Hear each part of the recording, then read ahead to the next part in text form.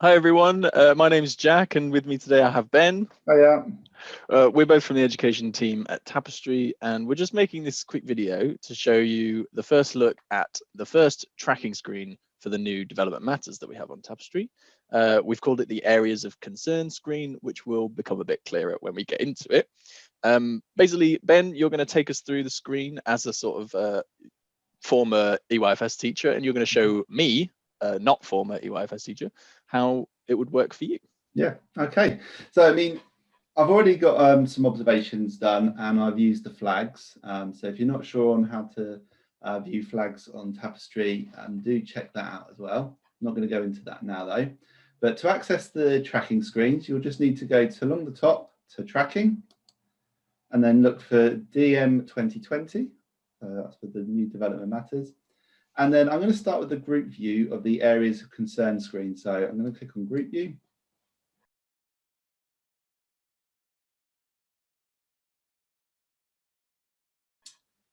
And I can see here. Now I filtered it for my blue house, and I can see I've got two children in my blue house there. So I've got Ria and Zane. And first of all, at the top of the page, it shows you your totals for the number of children you've got. So it tells me in my areas, I've got, in all areas, sorry, I've got 14 no concerns. Now, the way we've gone for the tracking screens now, Jack, is that we're going to basically just say whether a child or whether you have a concern or not, no concern for that child. Yeah, so it's been sort of super slimmed down, hasn't it? Yeah, so when you flag an observation, you're not really doing the assessing part at that point. You are just saying, this is my flag, this is just to remind me of what they've done in this area of learning. And if I go to Zane's account here and look at his PSED column, I can see he's got 3 observations. Now, if I click on that 3 observations, there it shows me what those 3 are. And again, I can have a look at the details there. So when you made those observations, you just added the PSED flag. Yeah, I just that feeds in directly to the screen, right? So for example, what the ladybird heard. It just says, made a map together around the farm in the story, shared ideas, took different areas to complete it. Once finished, retold the story, moving around their map. Now, if you know the story, you know, in fact, if I have a quick look at the observation. It takes you to the full one. Okay, that's good. Yeah, so it's a full observation there. There's the picture of their map that they did. You can see there's a different page. And there's the flags that I did. You'll notice that I haven't made many notes. It's not about filling in lots and lots of notes anymore. It's about really getting down to that sort of practitioner's knowledge of the child and everything like that. That's what's more important, I think. So I can see here, and I can now sort of say if I've got any concerns or no concerns for Zane in PSED. Now, personally, knowing Zane as a child, I think actually there are some areas in PSED where he needs some support. So I would then record that as a concern. Right.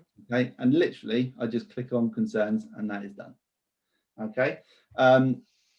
I can also, if I wanted to, if I wasn't sure, if I wanted to talk to one of my colleagues about this, because what I'm seeing might not be different, might be different to what other people are seeing, I can click on review. And that just reminds me that I've got another chance just to have another look at this child and talk it over with my colleagues and sort of really have those professional conversations that are really, really important when you're doing your data like this. Okay, yeah, that makes sense. Yeah, when you initially go to the screen, it will say there are no concerns. So like I said, it doesn't take any information from your observations apart from linking those observations to those areas. It's not going to say, oh, look, you've only got 2 observations, but 5 on this, so we're going to put a concern. It doesn't do any of that. It automatically puts everything down as a no concern. Yeah. Then it's down to you to go through and check that. Yeah. So, for example, if I was just to go through Zane's quickly, I could sort of just go that, oh yeah, no, that one's fine, that's fine. Okay, and that would be my data done for Zane. Okay, this is one way you can do this. Okay, The other way you can do it is by going into what we're calling our guided view.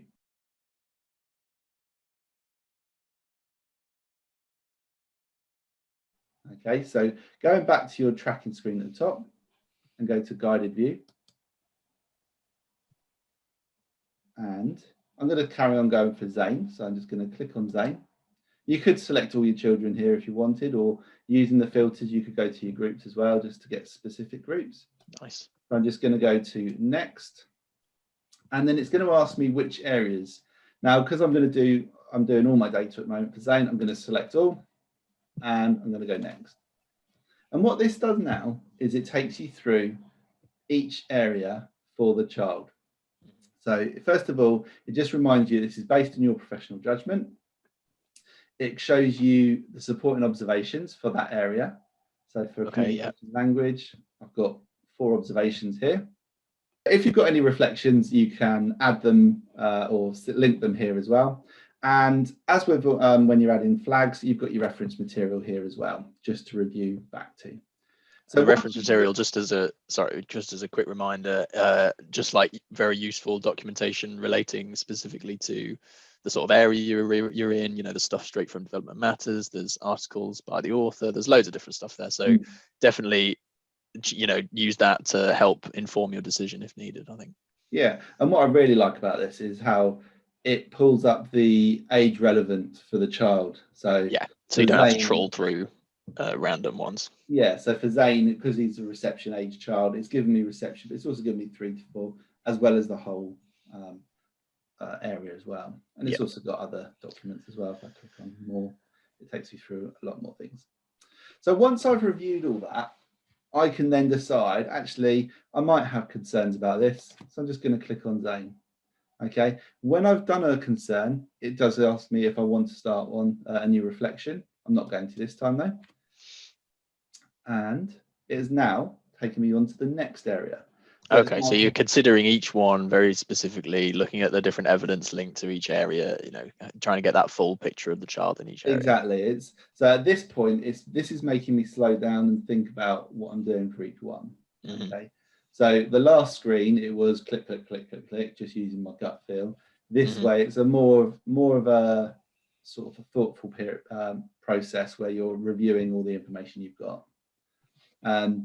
So again, I've got my review one here. So I've now spoken to my colleague, we've talked about it, and actually we've got no concerns. And once I click that, it moves on to the next one. Okay, physical development, it was marked as a concern. Thinking about it, I still have a bit concerned, so I'm going to keep going. I'm not going to do another reflection. Literacy, no concerns. And if I wasn't quite sure, if I didn't want to do this one at the moment, I can also skip it. So skip for now, and that just moves straight into it. Yeah.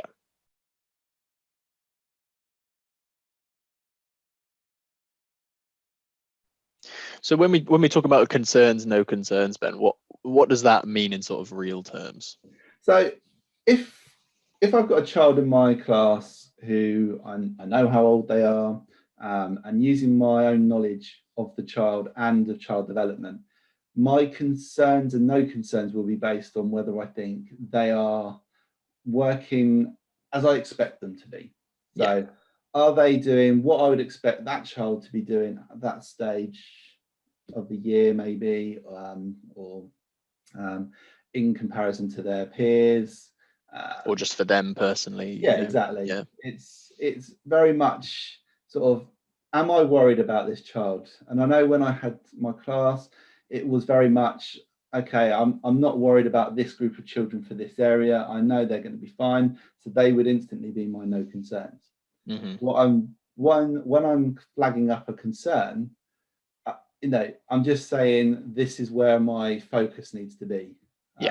It's to highlight to the other staff as well, actually, let's do something for this. So if I was to put a concern there, my staff know that, or the staff know that in that area, they just might need to do a little bit extra work.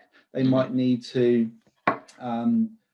sort of focus. So for Zane, we might need a bit more work with communication language and physical development. So when we're setting up the environment, if we know that Zane likes being outside on the climbing frame, we could maybe move that on to sort of help and make it sort of more fine motor if that's where the struggle is and everything like that. And I can put that into my reflections and my discussions with my staff. And I think that that's the biggest change in ethos between this Development Matters and the previous one. It's, you know, it's not about hitting those statements in those specific age bands. It's just really just about identifying that group of children who need more support at that time.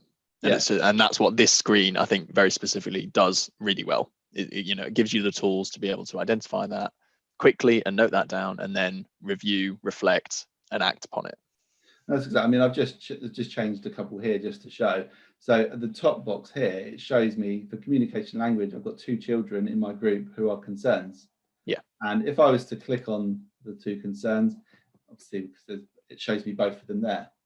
So I could very quickly pull up who they are. So if I've got 100 children, I could very quickly see which are my concerned children. So when you're planning your communication language activities, go here, see who your focus children are for that, and then you can build that sort of alternative provision really easily. Exactly. Yeah. And the same for that. If I've got in maths, I've got 1 concern and 1 no concern, I can just click on the 1 concern, and again it brings up, so Zane is a concern for that. So what will I do for Zane? I can have a look at the observations. I can see sort of where he's struggling. If I've got any reflections there as well. See what he's already done, what to build on. Yeah, all of that. Been tried as well. Yeah. Brilliant. I think it looks really good. I'm really hopeful that it will save people a lot of time and also give them sort of information that's going to be really important, really useful to them. Yeah. So that when they are looking at their data, they're not just thinking, oh, I've got to move this child from here to here. It's actually thinking, what am I doing for this child to make sure they are a no concern? Yeah. Great. Well, thanks, Ben, for showing me and talking me through it. It looks really good. All right, thank you.